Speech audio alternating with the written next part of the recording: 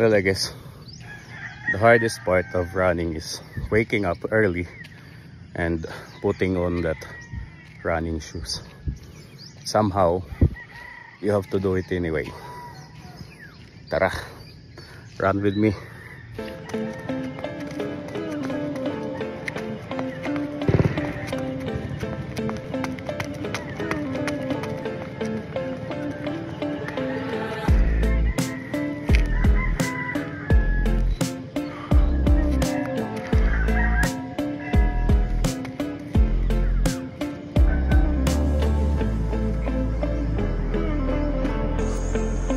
Okay.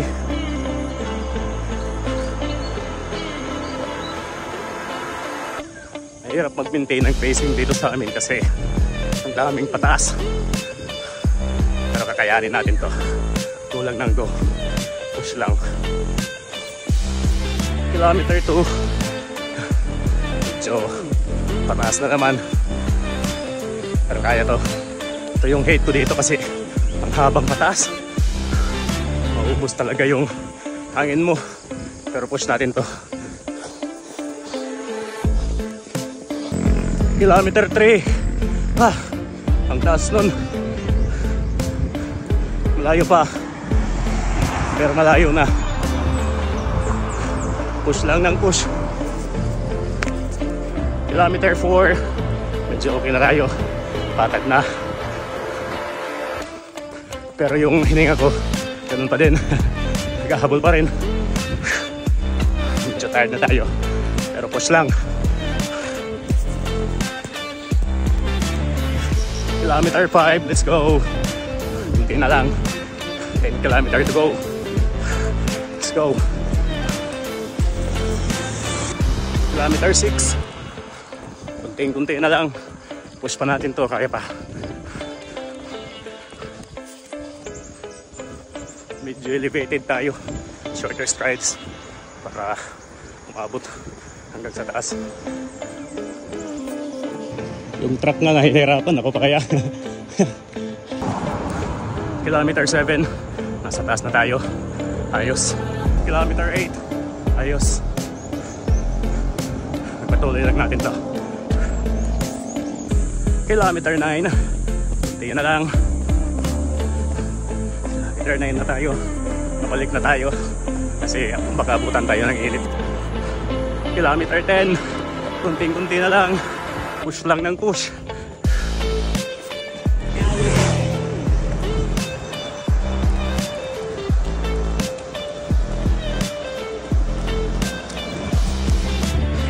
Kilometer 11, kunting-kunti na lang.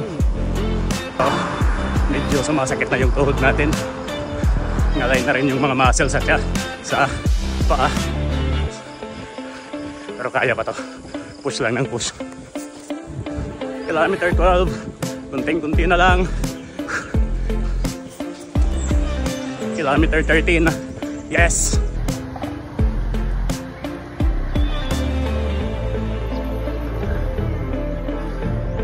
Kilometer 14.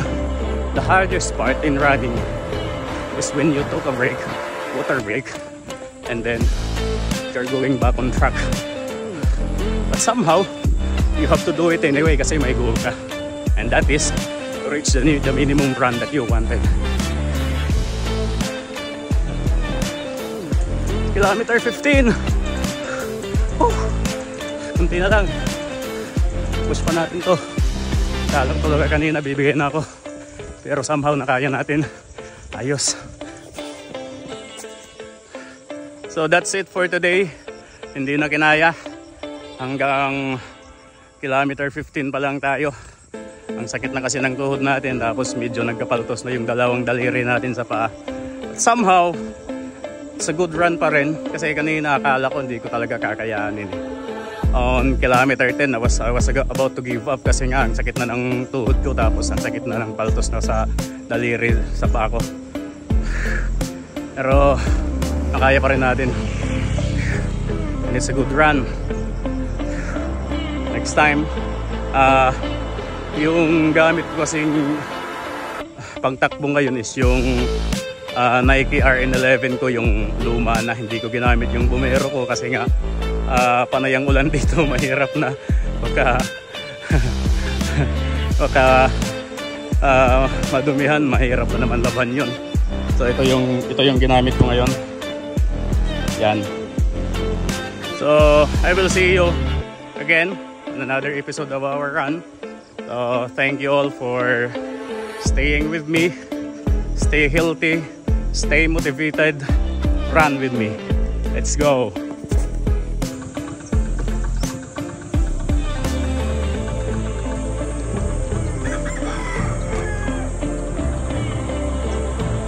It's time for It's time for banana. Ang late naman ng banana.